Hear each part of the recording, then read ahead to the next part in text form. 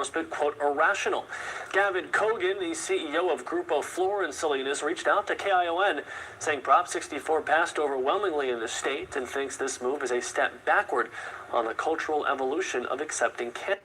He adds, quote, we will comply with the law to the extent that we can lease the billboards. We will accomplish that and hold our place until more rational heads prevail. Until then, we have to comply with the law. So once again, the people have made their voices clear, but lawmakers, they just try to mess everything up. Not only do they try to mess everything up, but they try to make life really hard for the people operating in the industry. Now, in some states, businesses are not too happy about this. And right here in Rhode Island, despite a ban, businesses still installed billboards. Have a look. 6, the battle over advertising in Rhode Island is heating up. A Pawtucket dispensary today put up billboards on Route 95 in potential defiance of state regulations. Target 12 investigator Steph Machado was there as crews installed the billboards.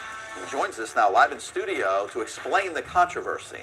Hi guys, well next week will mark 1 year since Rhode Island legalized, and business owners are frustrated that they still can't advertise their products. This was a rule left over from the days when only medical was legal, and with the long delay in setting up a control commission, the rules still haven't changed. So check this out. We were there today in Pawtucket as Mother Earth Wellness put up these billboards anyway.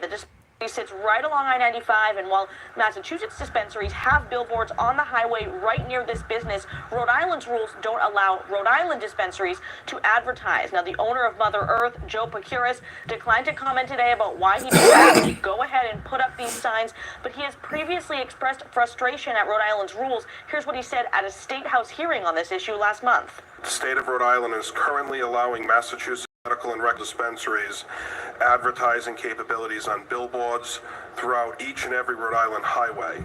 In addition, mass dispensaries are also permitted to advertise on Rhode Island's local television, print, and even the Jumbotron at Rhode Island Civic Center, while, ironically, Rhode Island dispensaries are not. So while that may be one of the more extreme examples, that guy said, screw it, I'm putting up my billboard and I'm going to deal with you guys afterward. But what's really funny is that a short while after that, Rhode Island actually lifted the ban on those billboards. Check it out. More local news. Shops across Rhode Island getting a boost, they hope anyway, for their businesses. The governor has signed a bill which eliminates the advertising ban in the Ocean State.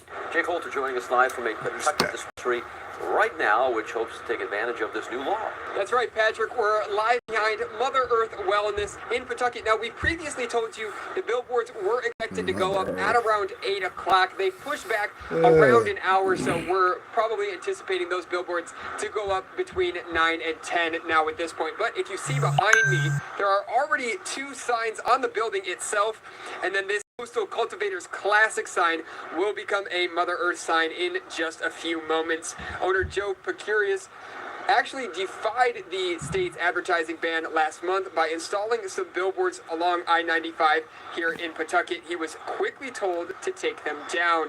Even though Rhode Island became the 19th state to legalize recreational marijuana last year, dispensaries in the state were barred from advertising due to a regulation connected to their license. But now that the ban has been overturned, Pacuris says he expects a significant bump in business. This is going to be huge. I anticipate to see about a 30% increase within the next 3 months.